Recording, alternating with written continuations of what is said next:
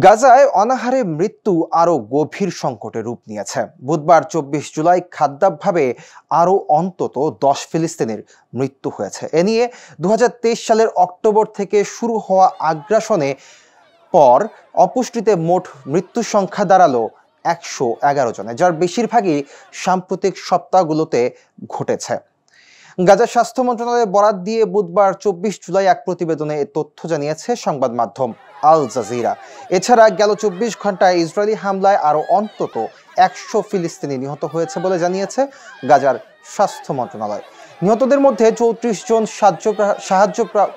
সাহায্য প্রার্থী ছিলেন বলেও বিশ্ব স্বাস্থ্য সংস্থা জানায়। চলতি বছর অপুষ্টির কারণে যারা মারা গেছেন তাদের মধ্যে 5 বছরের নিচের অন্তত 21টি শিশু রয়েছে।